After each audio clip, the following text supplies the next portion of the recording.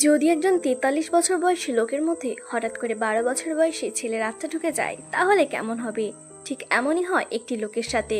তার শরীরে ১৮ বছরের আত্মা ঢোকার পর সে কি মজার মজার কাণ্ড করে তা আমরা এই মুভিতে দেখব।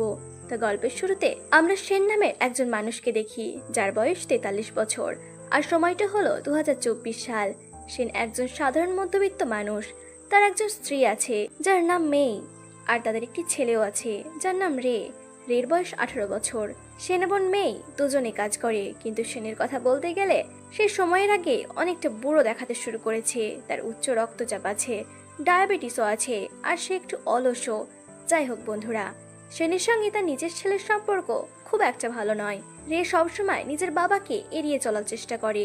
এরপর সেন অফিসের উদ্দেশ্যে বের হয়। সেখানে সে একটু দেরি করে পৌঁছে যায়, যার কারণে তাকে তার ম্যানেজারের অনেক বকুনি শুনতে হয়। সেনের ম্যানেজারের নাম ছিল জিম।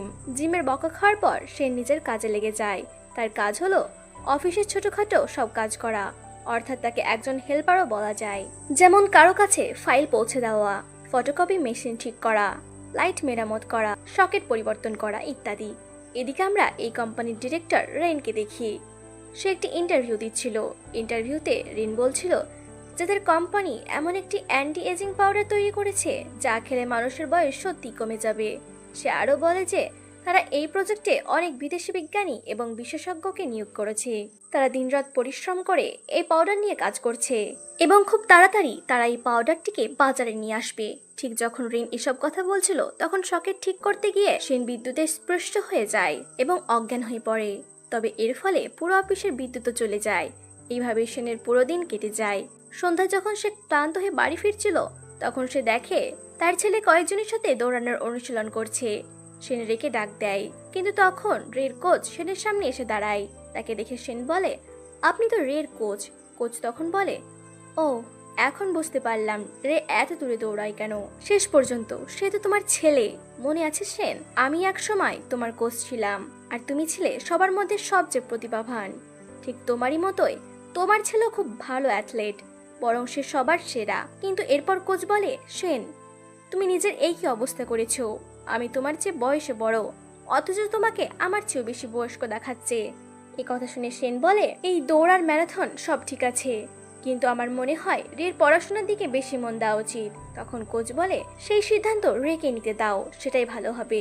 এরপর কোচ চলে যায় এবং রেকে সেনের কাছে রেখে যায়। সেন রেকে বলে, কোচের পেছনে যেও না, পড়াশোনায় মন দাও। কিন্তু আমি আগেই বলেছি রে সবসময় তার বাবাকে এড়িয়ে চলে। সে তখন বলে, একটা কথা বলুন তো, আপনার সমস্যা কি? তখন সেন বলে, ১৮ থেকে ২০ বছর বয়সটা খুব গুরুত্বপূর্ণ সময়। এই সময় যদি আমরা কোনো ভুল সিদ্ধান্ত নিই তাহলে সারা জীবন আফসোস করতে হবে। তুমিই বলো, যদি পড়াশোনা করে ১০,০০০ র্যাঙ্কও পাও তবুও একটা ভালো কলেজে ভর্তি হতে পারবে, কিন্তু এই দৌড়ঝাঁপ করে কি পাবে?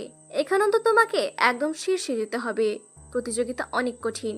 তখন রে বলে, তাহলে আপনি আগে বুঝে নিন আসলে কোনটা বেশি গুরুত্বপূর্ণ আর সঠিক। কারণ বাবা, আগে নিজের জীবনটা ঠিক করুন, তারপর আমাকে উপদেশ দেবেন। রের এই কথা শুনে সেন খুব কষ্ট পায়।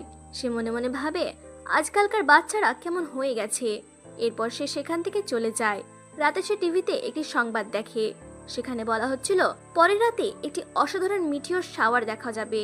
প্রায় ১ মিনিটের মধ্যে ১৫০টি উল্কাপিণ্ড দেখা যাবে, এবং এমন ঘটনা শেষবার ঘটেছিল প্রায় ২৫ বছর আগে। এরপর আবার সকাল হয়। সেন প্রতিদিনের মতো অফিসে যায়। সেখানে তার দিন আগের মতোই কাজ করতে করতে কেটে যায়। কিন্তু আজ জিম সেনকে সঙ্গে নিয়ে ডিরেক্টর রেনের কাছে যায়। আসলে সেন, রেন এবং জিম তিনজনই একসঙ্গে হাই স্কুলে পড়াশোনা করত, তাই তারা একে অপরকে খুব ভালোভাবে চেনে। আর রেন সেনকে ডেকেছে কারণ কোম্পানি যে অ্যান্টি এজিং পাউডারটি বাজারে আনার প্রস্তুতি চলছে সেটি এখনো পরীক্ষামূলক পর্যায়ে আছে। রেন চায় সেন সেই পাউডার খেয়ে দেখুক, যাতে এর প্রভাব কেমন হয় তা বোঝা যায়।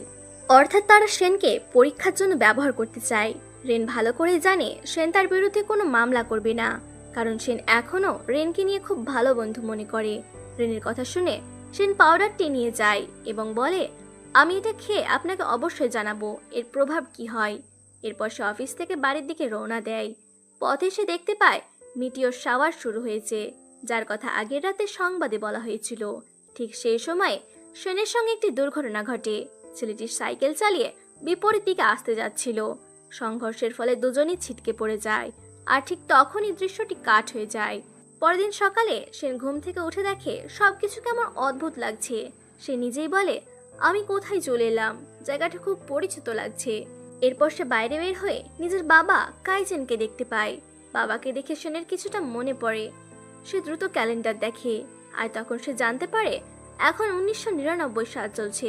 এরপর সে নিজের চেহারা দেখে, একেবারে অবাক হয়ে যায়, কারণ এটা 43 বছরের সেন নয়, এটা 18 বছরের সেন। স্পষ্টতই আগের রাতে সেই দুর্ঘটনার কারণে এমনটা হয়েছে। সেই দুর্ঘটনা মিটিওর শাওয়ারের সময় ঘটেছিল, তবে এর আসল কারণ কি সেটা মুভিতে দেখানো হয়নি।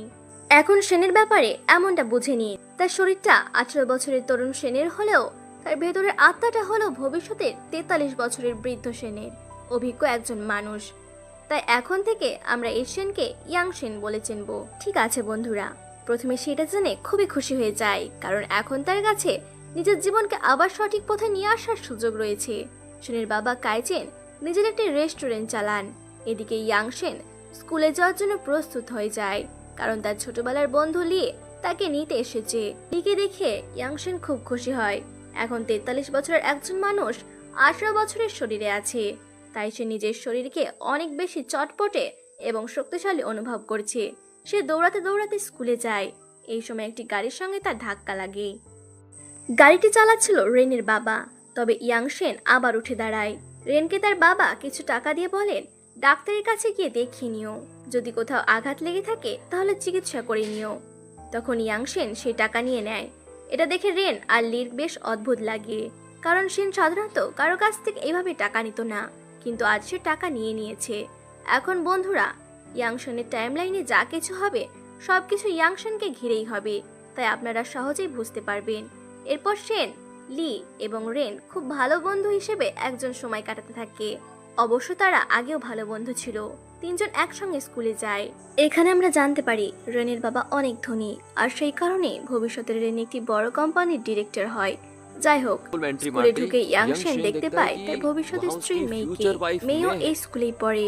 মেইকে দেখে ইয়াং সেন গিয়ে বলে, এখন আমার আরো গুরুত্বপূর্ণ কাজ আছে, তাই তোমাকে সময় দিতে পারবো না। আর 5 বছর পরে আমাদের বিয়ে হবে, আর 7 বছর পরে আমাদের একটি ছেলে হবে। এই কথা বলে ইয়াং সেন চলে যায়। আর মেয়ে অবাক হয়ে ভাবতে থাকে, সেন এখন কি বলল, ও কি পাগল হয়ে গেছে? তারপর সে নিজেই বলে, হ্যাঁ, ও তো পাগলই, সবসময় আজে বাজে কথা বলে। এইভাবে সে বিষয়টা উপেক্ষা করে দেয়। এরপর গণিত ক্লাসে ইয়াং সেন ঘুমাচ্ছিল, তখন শিক্ষক তাকে জাগিয়ে বলে, তোমার কি ঘুম পাচ্ছে? বাবা, এই বয়সে তো কিছু করে দেখানোর সময়, এইভাবে নিজের সময় নষ্ট করো না। এই কথা শুনে ইয়াং সেন বলে, ম্যাডাম ঠিকই বলেছেন, আমার এখানে বসে সময় নষ্ট করা উচিত নয়। এই কথা বলে সে ক্লাসরুম থেকে বের হয়ে যায়। তাকে এইভাবে চলে যেতে দেখে সবাই অবাক হয়ে যায়, বিশেষ করে মেয়ে, যে ভবিষ্যতে তার স্ত্রী হবে। এরপর ইয়াং সেন প্রথমে লটারির অফিসে যায়, কিন্তু তার মনে ছিল না 1999 সালে কোন তারিখে কোন নম্বর উঠেছিল। তাই সে শেয়ার বাজারে বিনিয়োগ করার কথা ভাবে, কিন্তু তখন তার মনে হয় সে কখনোই শেয়ার বাজারে বিনিয়োগ করে ঝুঁকি নেয়নি, আর টাইম ট্রাভেল ব্যবহার করে শেয়ারে বিনিয়োগ করা আসলে এক ধরনের প্রতারণা হবে, কারণ সে নিজেই পরিশ্রমে কিছু করতে চায়। এটাই তার মাথায় ছিল। তখন তার মনে পড়ে তার বাবার একটি ছোট রেস্টুরেন্ট আছে। সে ভাবে, কারণ আর সেটাকে আরো বড় করা যায়। তাই বাড়িতে গিয়ে সে তার বাবাকে বলে, আপনি পুরো রেস্টুরেন্টের দায়িত্ব আমাকে দিয়ে দেখুন, আমি দেখিয়ে দেব কিভাবে এটাকে বড় করতে হয়। আমি জানি কিভাবে এর বিজ্ঞাপন করতে হবে। তারপর আপনি আরামে জীবন কাটাতে পারবেন, আপনি বিদেশেও ঘুরতে যেতে পারবেন, কারণ ততদিনে আমি অনেক টাকা উপার্জন করে ফেলবো। তখন তার বাবা বলেন, আরে বাহ, তাহলে আমি হাওয়ায় যেতে পারবো। আমার ছেলে, আমি তোমাকে রেস্টুরেন্টের দায়িত্ব দেব, কিন্তু দুটো শর্তে।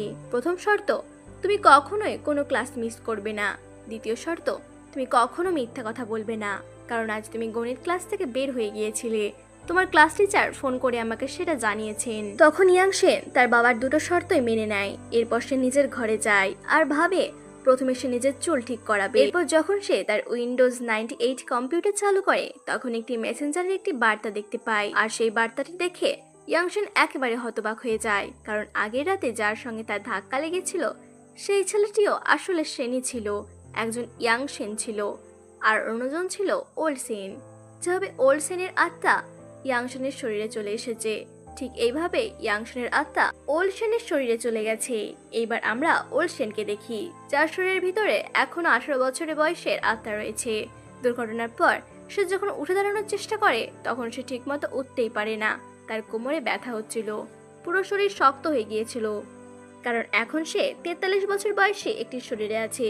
কোনো মতে ওলসেন বিছানা থেকে উঠে দাঁড়ায়। এরপর যখন সে তারিখ দেখে তখন প্রায় পাগল হয়ে যায়। প্রথমে আয়নায় নিজের চেহারা দেখে অবাক হয়, তারপর দেখে বাড়িতে আরেকজন মানুষ আছে, আর সে কেউ নয়, সেনের ছেলে রে।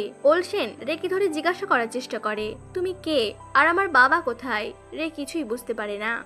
সে ভাবতে থাকে বাবার হঠাৎ কি হয়েছে, তিনি এমন অচেনা মানুষের মতো আচরণ কেন করছেন, আর আমাকে মারছেন বা কেন?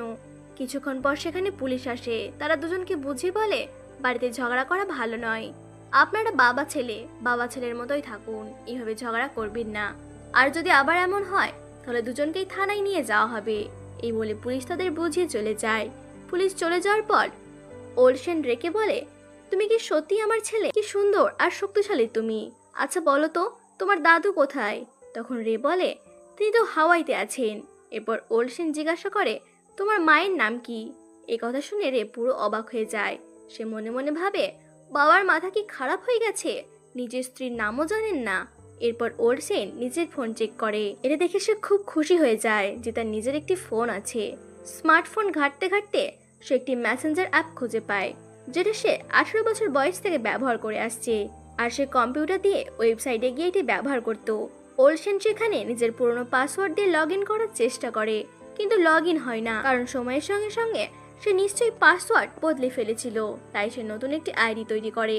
এরপর সে নতুন আইডি থেকে নিজের পুরনো আইডিতে একটি মেসেজ পাঠায়, আর সেই মেসেজটি পেয়ে যায় ইয়াংশেন। মেসেজটি দেখে ইয়াংশেন বুঝে যায় যে তার দুজনের আত্মা একে অপরের সঙ্গে বদলে গিয়েছে, অর্থাৎ ইয়াং ভার্সন আর ওল্ড ভার্সনের আত্মা এক্সচেঞ্জ হয়ে গেছে। তখন ইয়াংশেন ওলসেনকে সবকিছু বুঝে বলে কি কি ঘটেছে। একই সঙ্গে ইয়াংশেন তার শরীরের ভেতরে এখন ওলসেনের আত্মা আছে। সে ওলসেনকে বলে যে মেয়ে তোমার স্ত্রী, তোমার বিয়ে মেয়ের সঙ্গে হয়েছে। এছাড়াও সে জানায় মেয়ে কোথায় কাজ করে এবং কি করে। তখন ওলসেন জিজ্ঞাসা করে, আমি কি অ্যাথলেট হতে পারিনি? ওইটাই তো আমার স্বপ্ন ছিল। তখন ইয়াংশেন বলে, না, আমরা পারিনি। এমনকি এখন থেকে 1 মাস পরে যে চ্যাম্পিয়নশিপ হবে সেখানেও আমরা হেরে যাই, কারণ আমাদের পায়ে চোট লেগেছিল, আর সেই চোটের কারণে আমরা চ্যাম্পিয়নশিপ জিততে পারিনি।